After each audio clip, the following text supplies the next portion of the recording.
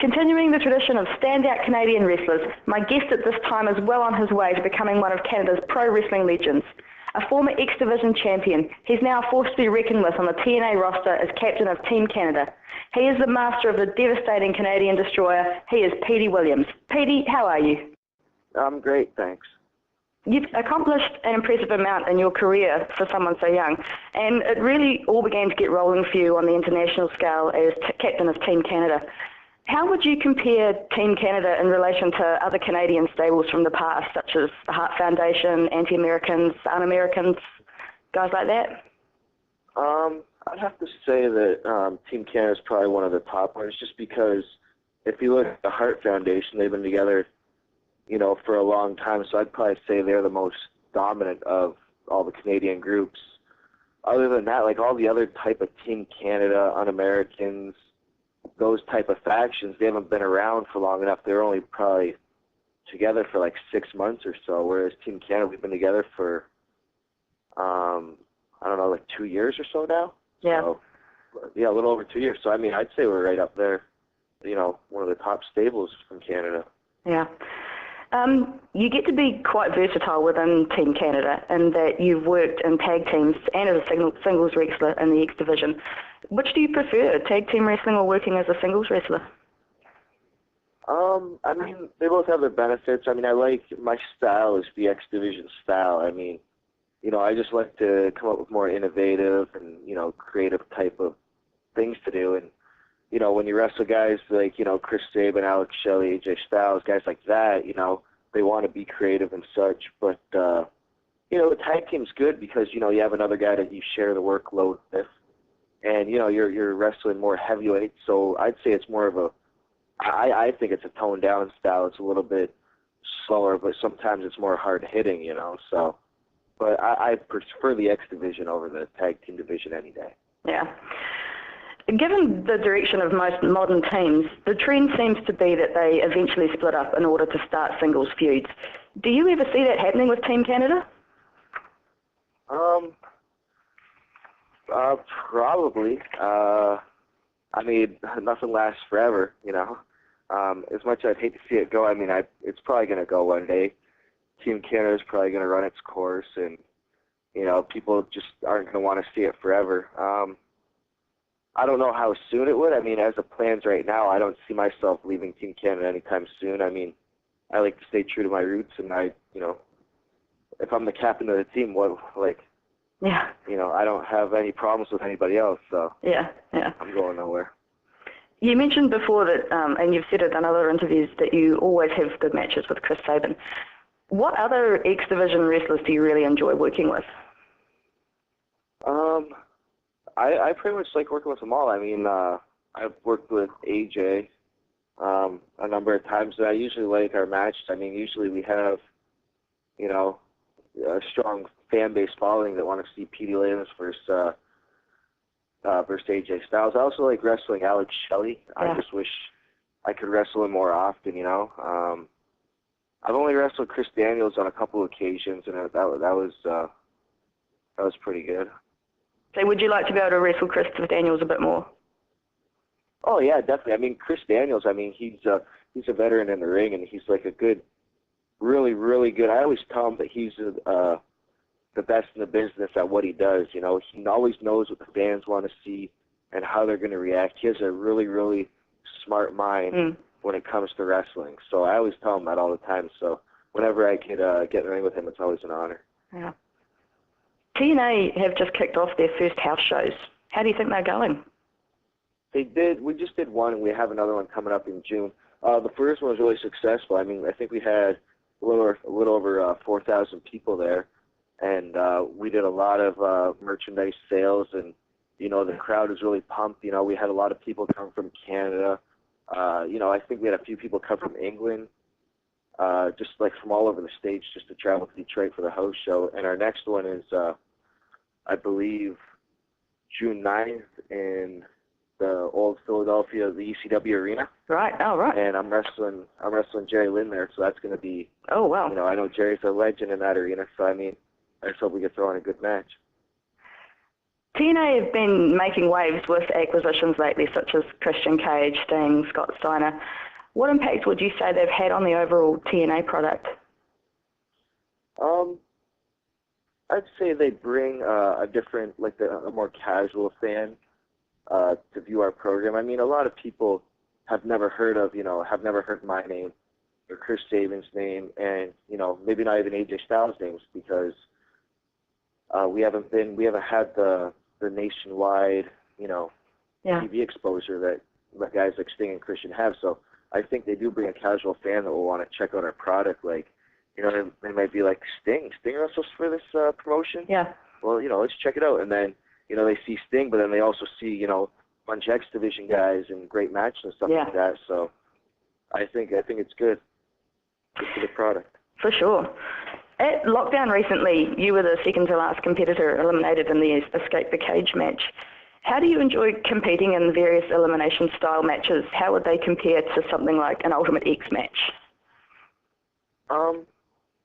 I mean, any type of multi-man match, there's always, it feels like there's a lot of traffic in the ring, like you're stepping over bodies and you're, stepping on people's toes, and there's just a lot of traffic, so sometimes those are a little bit harder. The cage match too, we had 6 guys in the cage, and, if you want to take a breather outside of the ring, to regroup, you can't do that. Yeah. And cage, but you can't leave. And Ultimate X match too is a little bit different. No pinfalls.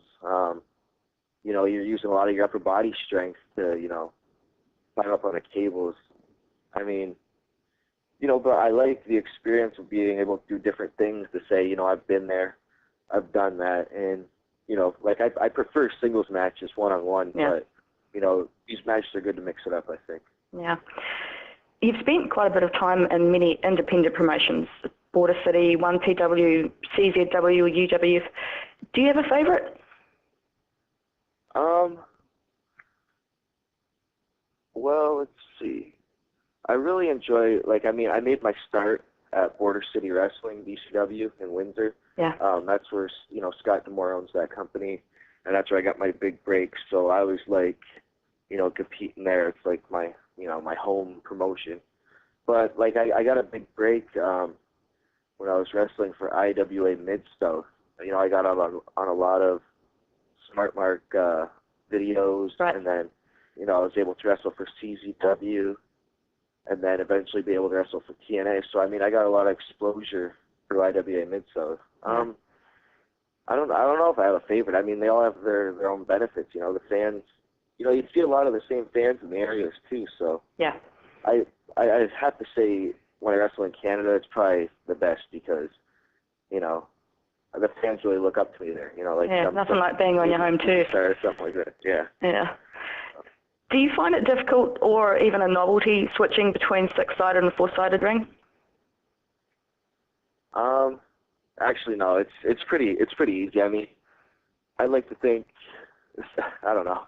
The first time I stepped in the 6-sided ring, I thought, I was like, oh man, I feel lost in here. And I remember it was the first match on TV that was ever in the 6-sided ring was, I think, Team Canada versus a couple some other X Division guys. I don't remember, but I remember we were the first in the 6-sided ring, and I felt it was pretty comfortable.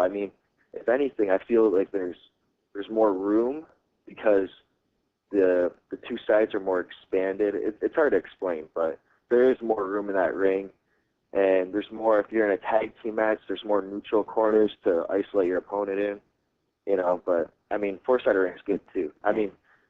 Whether it's 3, 4, 5, 6, 7, 8 sides, it doesn't matter. I'll stop wrestling match. You won the NWA Upstate No Limits title from Kevin Dunn last year. Have you worked with many other Ring of Honor guys? Yeah, 'cause a lot of Ring of Honor guys work for TNA. Yeah. Jay Lethal, Roderick Strong, Austin Aries, Alex Shelley, AJ Daniels, Joe. They all work for Ring of Honor. So I've wrestled probably a good majority of their roster, Yeah. So and they're great guys to work with. They're right up there with the top talent. So yeah.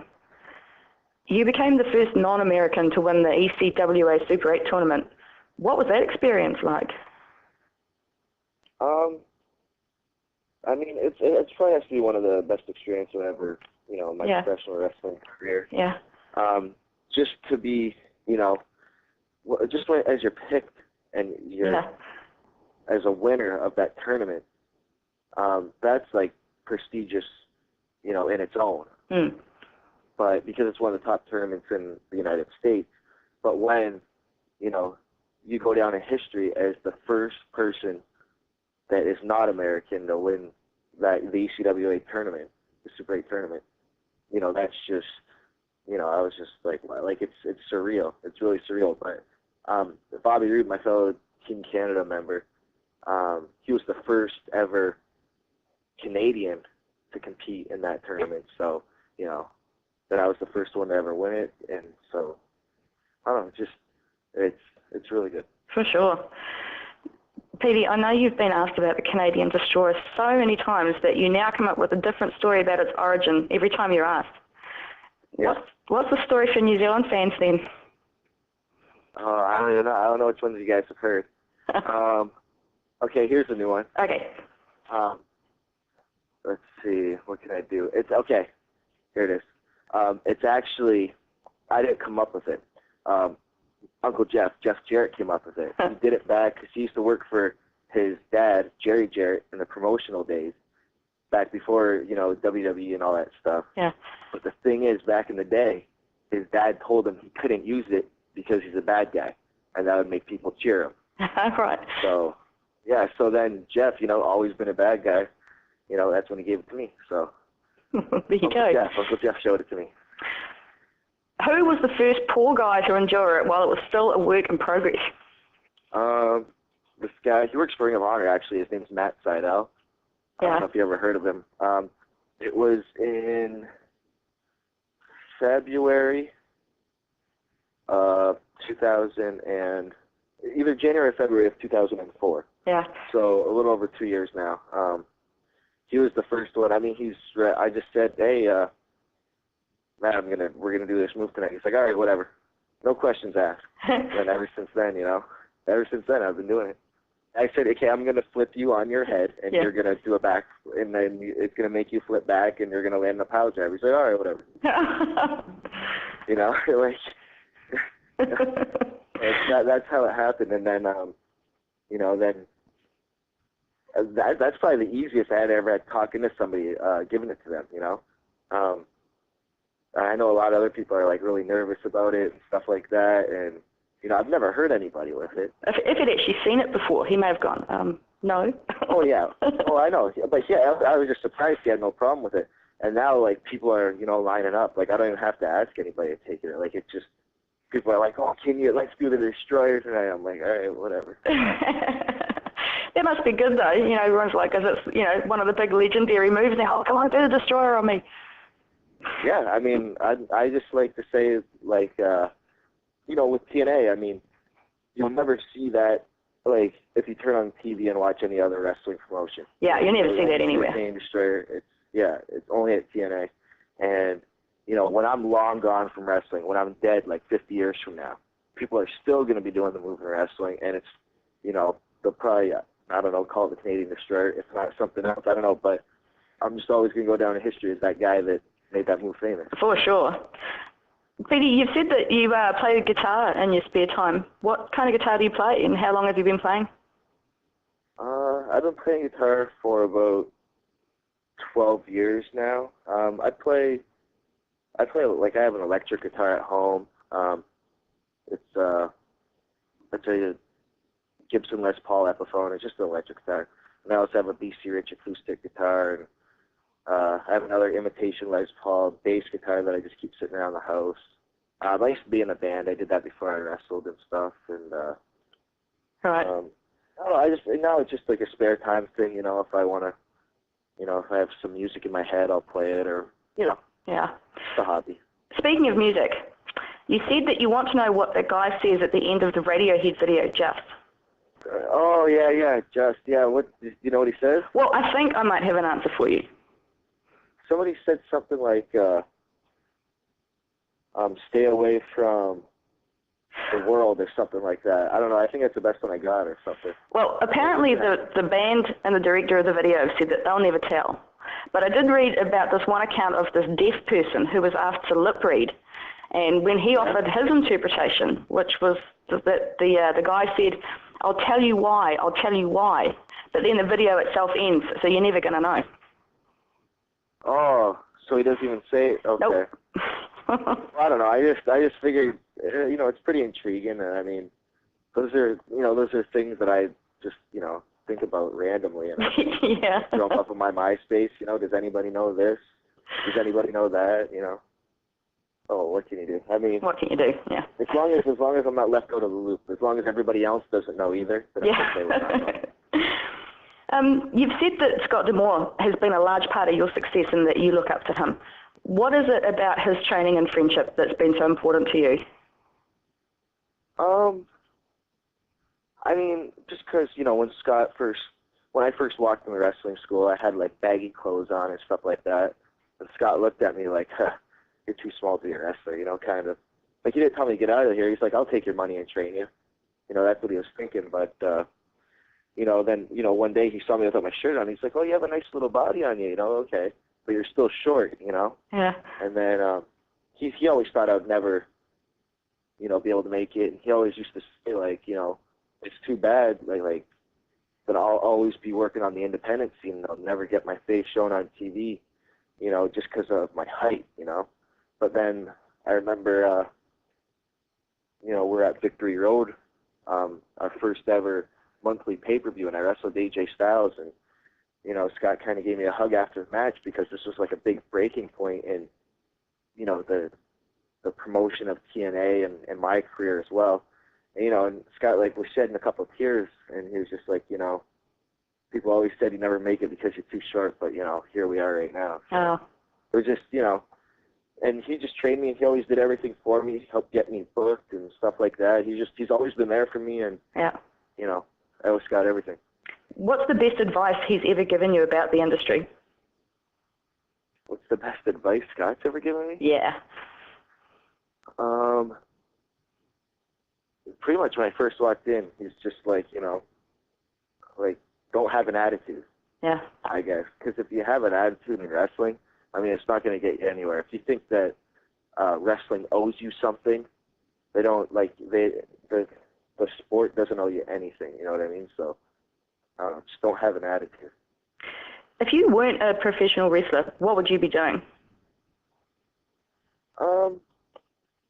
I'd probably have to say I'd probably still be playing part-time in my band, and I went to school to be a police officer, so maybe I'd be doing something in like some sort of law enforcement or that type of thing. I'm not really sure. I don't know. Okay. If you could wrestle anyone, alive or dead, who would your dream opponent be? I'd probably have to say, I know he's not wrestling anymore, but I'd probably have to say Bret Hart. Oh, he's always excellent. been, Canadian hero and stuff like that. Yeah. I just like to follow in his footsteps type deal. I don't know, like in TNA, somebody that I never got to wrestle, I'd like to wrestle Samoa Joe. Yeah. I think the fans would love to see that match too. Yeah, I mean, maybe one day they'll get it. Who knows? What is something that the fans would be surprised to learn about Petey Williams? I'm kind of embarrassed saying it, but Oh, go on. I don't like roller coasters. Oh, okay. Like they're hanging up on top of Ultimate X and stuff like that. That probably people that would ride roller coasters wouldn't dare doing. I mean, that's me, but yeah, I don't like roller coasters. Not a big fan of amusement parks. Thank you very much for your time today. It's been fantastic talking to you, and all the best for the future. Okay, thanks a lot. Good talking to you.